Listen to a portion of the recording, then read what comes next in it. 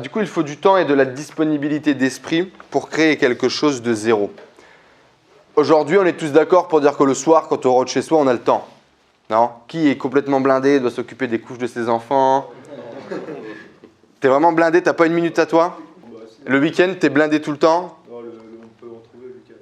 Comment? On peut trouver du temps. Ah bon, donc t'as déjà du temps. Samedi après-midi, dimanche. Et en plus d'avoir du temps réel, c'est surtout de la disponibilité d'esprit aussi. Souvent, quand on est jeune, on n'a pas 50 000 trucs à faire, on n'a pas 50 000 trucs à penser, mis à part soi-même.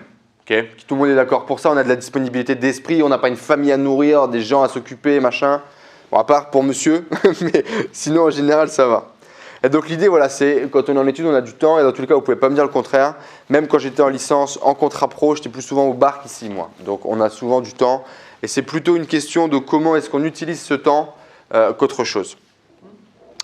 Et donc l'idée, c'est d'utiliser ce temps qui est disponible pour justement développer des compétences qui vont demain faire la différence dans votre game, qui vont demain faire la différence sur votre marché ou dans votre société. Et aujourd'hui, moi par exemple, je me retrouve à me former genre 2 heures par jour parce que j'étais un gros feignant quand j'étais à haute place. Quand j'étais en école d'ingé ou quand j'étais là, je ne bossais pas ni les cours, ni en parallèle des cours. Je faisais souvent la fête, beaucoup la fête, et j'émergeais de la fête souvent. Puis après, j'étais ici.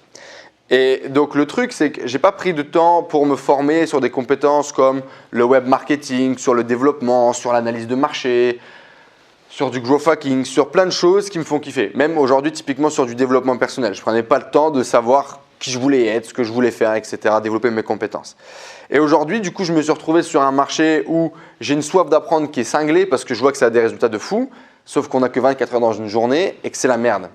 Donc, je me retrouve le matin à faire de la technique. Donc, en ce moment, par exemple, c'est Amazon FBA le matin, à faire des putains d'exercices de concentration, de focus, parce que j'ai un gros problème où je ne sais pas tenir une demi-heure sans faire une seule tâche parce que je pars dans tous les sens, tu vois. Je suis obligé de réapprendre plein de choses comme ça parce que je n'ai jamais pris le temps d'apprendre avant.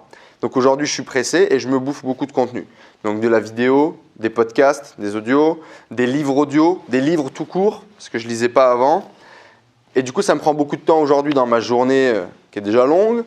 Alors que si je l'avais fait petit à petit avant, je serais là sur mon marché avec déjà plein de compétences et je n'aurais pas à ramer pour aller plus vite, avoir plus d'infos.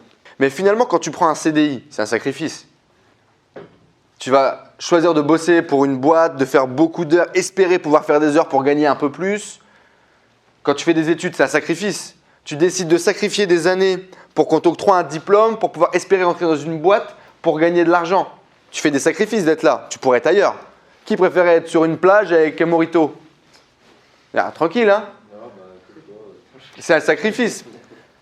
Du coup, quitte à faire ce sacrifice-là maintenant, pourquoi ne pas le faire pour le projet qui vous fait kiffer?